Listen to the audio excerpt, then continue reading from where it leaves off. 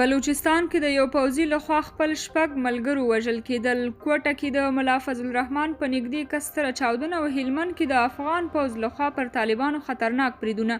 جزئیات په همدغه ویډیو کې وګورئ او چینل هم سبسکرایب کړئ. د پاکستان له بلوچستان ایالت څخه راپورونه وایي چې یو عسکر په پوځي مرکز کې دننه په خپلو نورو ملګرو ډزې کړي چې شپږ تنه یې وژلي او اووه یې نور ټپیان کړي دي.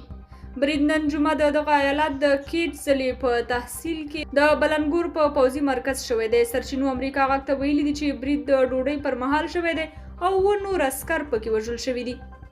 لا د پیښې دقیق علت معلوم نه دی او نه هم د پاکستان پوځ په رسمي ډول په دې اړه څه ویلي دي.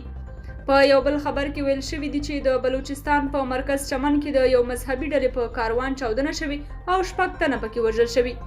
چاودنه د جمعیت علماء اسلام د ګوند په یو سیمهییز مشر مولانا عبدالقادر شوی او هغه ژوبل شوی دی. پولیس چارواکي وایي چاودیدونکي توکي په موټر سایکل کې ځای پر ځای شوي وو. بلخوا د هیواد په سویل لویدیځ کې د پاکستانیانو په ګډون 9 شپېته طالب ترهګر وژل شوي.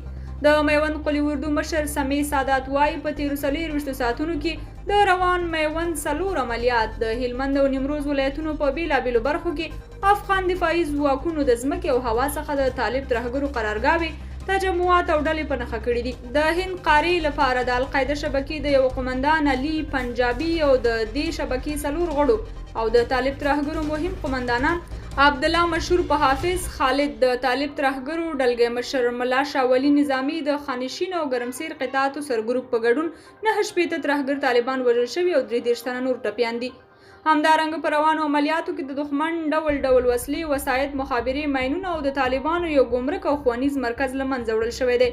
د ملي دفاع او امنیتي ځواکونو چاڼیز عملیات د ترهګرۍ په وړاندې د هلمند او نیمروز ولایتونو په بیلابیلو برخو کې دوام لري.